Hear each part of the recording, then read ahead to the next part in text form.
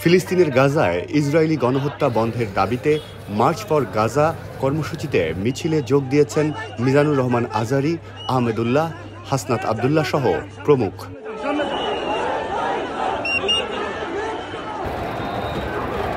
পূর্ব ঘোষিত এই কর্মসূচিতে যোগ দিতে রাজধানী ঢাকাতে সকাল থেকে বিপুল সংখ্যক মানুষ আসতে থাকেন।